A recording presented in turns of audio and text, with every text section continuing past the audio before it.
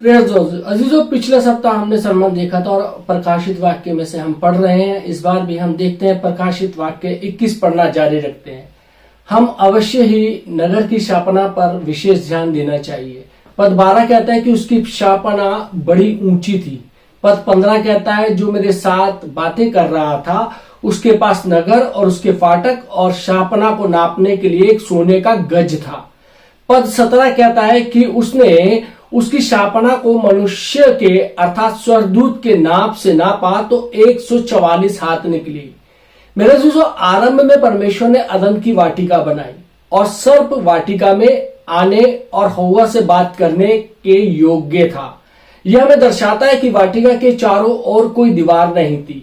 परमेश्वर ने मूल रूप में आदम के लिए वाटिका बनाई थी। दूसरे शब्दों में परमेश्वर का विचार था कि आदम वाटिका के लिए दीवार बनेगा। फिर भी आदम ने इसकी रखवाली नहीं की और शैतान ने प्रवेश किया। परंतु नए यरूशलेम के बारे में क्या है, एक प्रश्न हमारे सामने आता है। मेरे जो नए यरूशलेम में एक दीवार है और ये शहपना इसमें सम्मिलित है और दूसरी ओर ये असीमित, जिसे कह सकते हैं असम्मिलित है।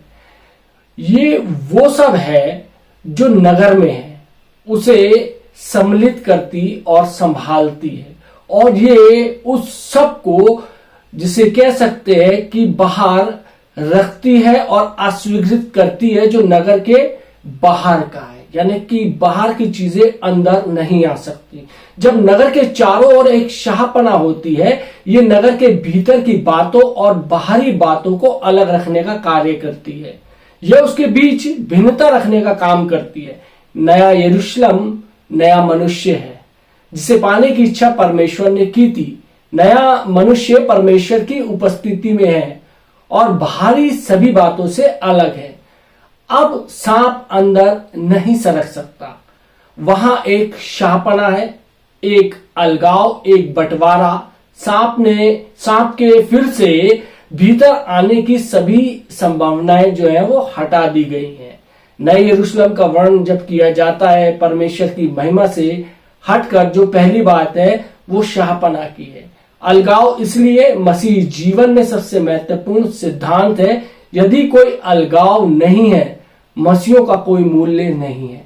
अवश्य ही एक ऐसी रेखा होनी चाहिए जो इस बात में भिन्नता को दर्शाती है कि आत्मिकता क्या है और शारीरिक क्या है।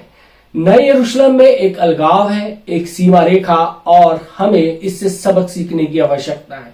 जो कुछ भी बेबीलोन का है अवश्य है कि वो अस्वीकृत होगा, जबकि जो कुछ परमेश्वर का है अवश्य है कि उसे बचाया जाए। शाहपना का निर्माण करना सहज बात नहीं है, क्योंकि शैतान और किसी भी बात से अधिक दीवार से ईर्ष्या करता है। जब नेहमिया यरूशलेम में शाहपना बनाने लगा तो संबलत और तोबियत ने शाहपना बनाने के सभी प्रयत्न को रोकना चाहा था। नेहमिया ने एक हाथ में तलवार रखी थी और दूसरे हाथ से उसने शाहपना बनाई थी। हमें अवश्य ही प्रार्थना करनी चाहिए कि परमेश्वर हमें इस योग्य बनाए कि हम ऊंचे स्थानों में आत्मिक दुष्टता से लड़ने के लिए आत्मिक हथियार रखें और अलगाव के सिद्धांत को बनाए रखें। मेरे जो नगर में 12 फाटक और 12 नीवे हैं और नीवों पर मेमने के 12 प्रेरितों के नाम लिखे हैं। यह हमें बताता है कि नगर में सब कुछ सिद्धांत पर आधारित है जिस पर परमेश्वर के राज्य के बारे में प्रेरितों ने प्रचार किया था। इफिसियों 2 बाब और उसकी 20वीं आयत कहता है कि प्रेरित और भविष्य वक्ताओं की नींव पर। मेरे जीजो, इसका अर्थ है कि प्रेरितों ने जिस प्रकाशन को पाया था वो नए यरूशलेम की नींव है। मेरे जीजो, फाटक बाहर अंदर जाने और आने के लिए है, परंतु इजराइल के 12 गोत्रों के नाम उन पर क्यों लिखे हुए हैं, एक प्रश्न हमारे सामने आता है। यूहन्ना 4 बाब और 22वीं आयत में प्रभु यीशु मसीह ने कहा कि उद्धार यहूदियों में से है। मेरे जीजों, हमने परमेश्वर से संबंधित सब कुछ इजराइल से सीखा है। व्यवस्था इजरायलियों को दी गई थी, छुटकारे की जानकारी इजरायलियों ने दी और उद्धार इजराइल से आया है। इसलिए इजराइल के 12 गोत्रों के नाम फाटकों पर हैं।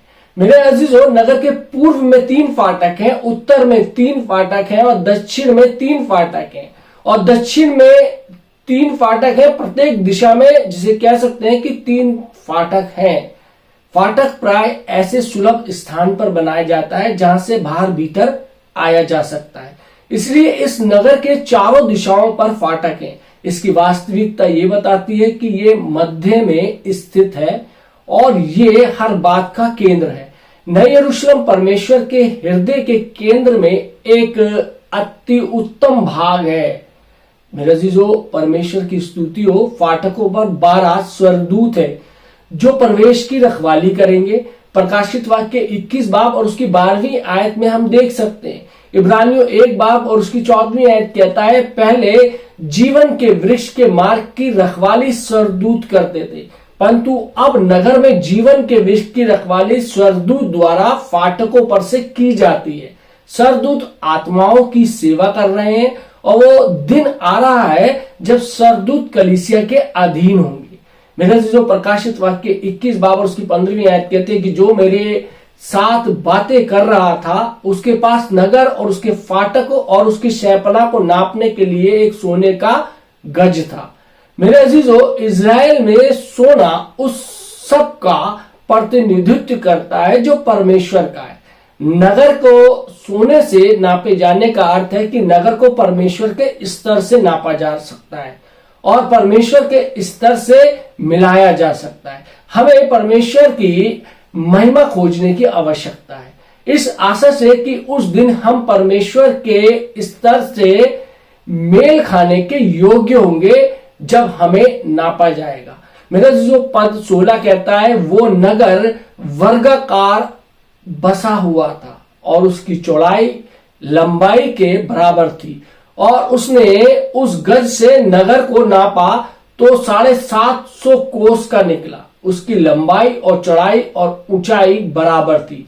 मेरे जो बाइबल में एक स्थान और एक ऐसा है जहां लंबाई, चौड़ाई और ऊंचाई को, जिसे कह सकते हैं कि जो उसका नाप है वो बराबर का है। वो स्थान मंदिर का अति पवित्र स्थान है।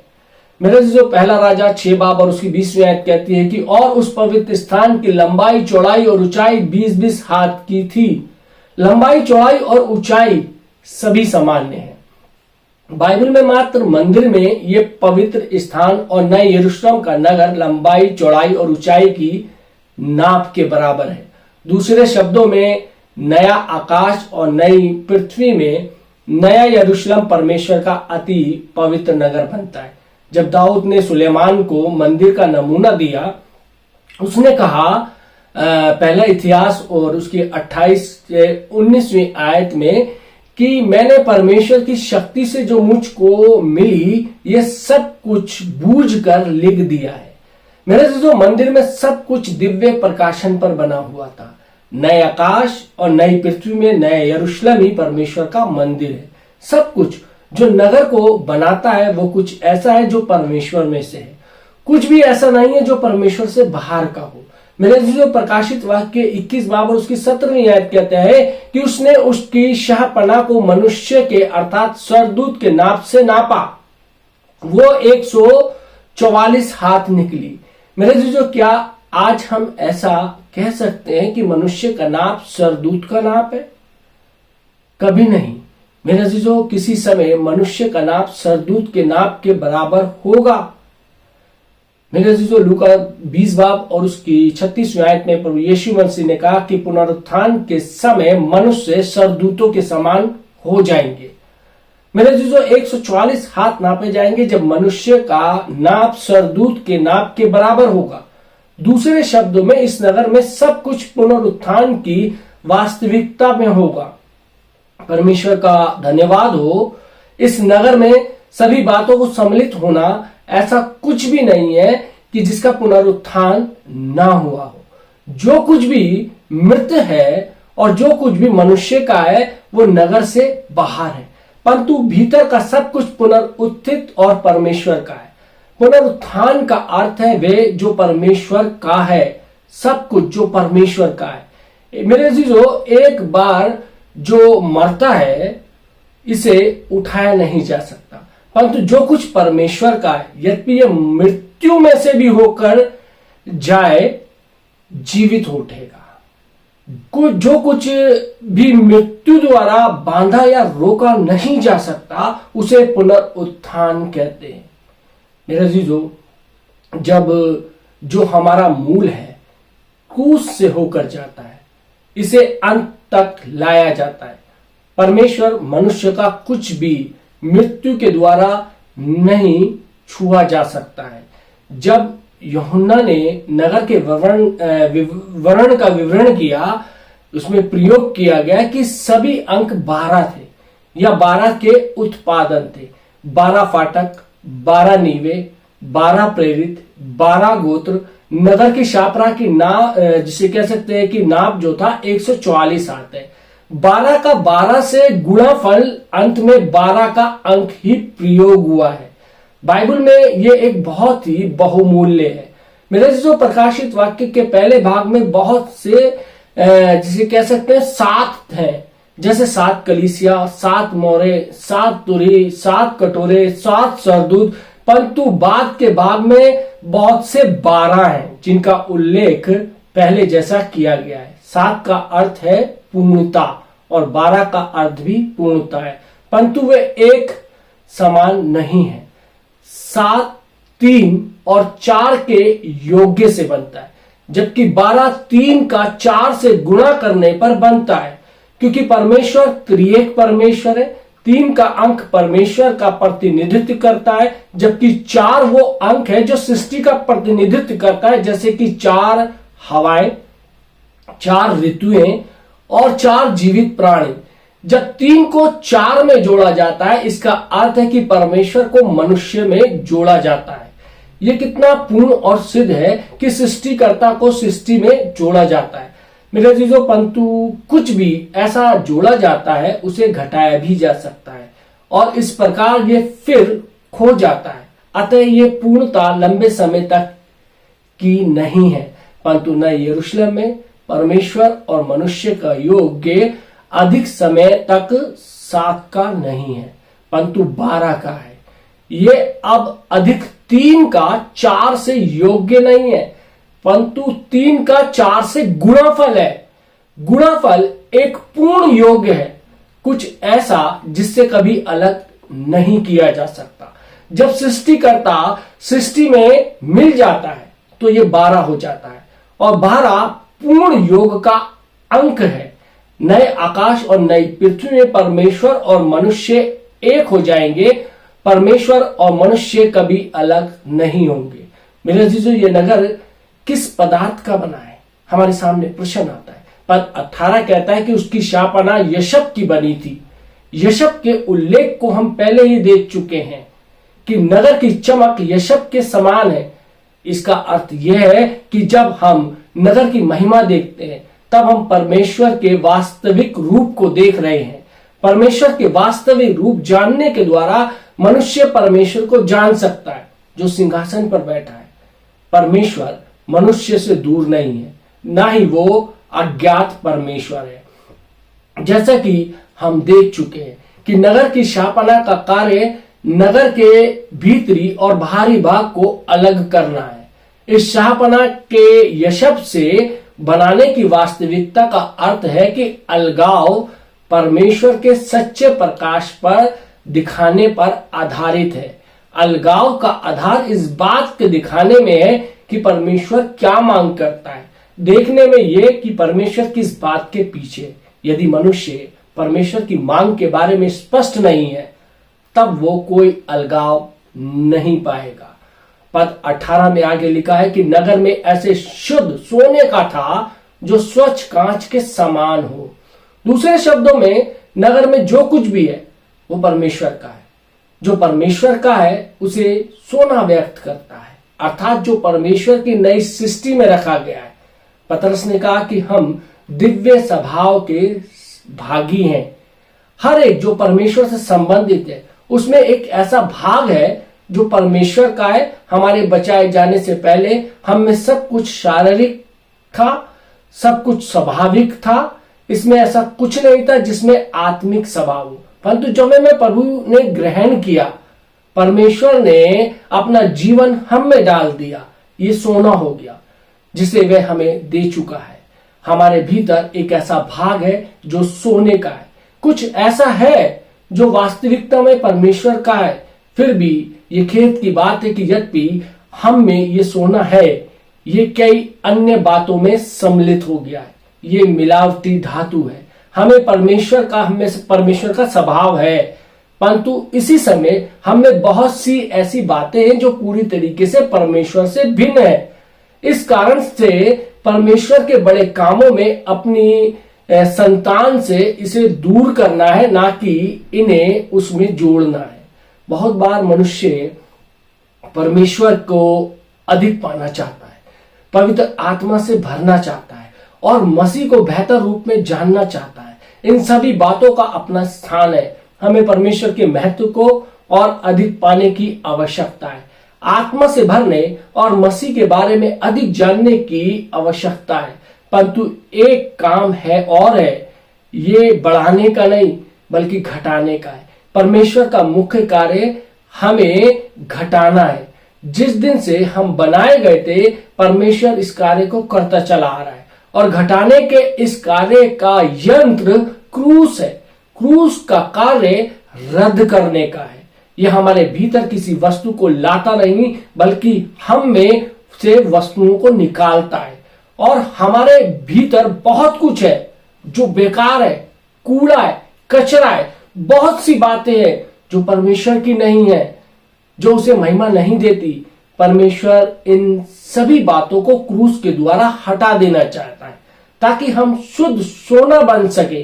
परमेश्वर ने हमारे अंदर शुद्ध सोने को डाला है, परंतु हमें बहुत से धातु मैल है, बहुत सी बातें हैं जो परमेश्वर की नहीं है।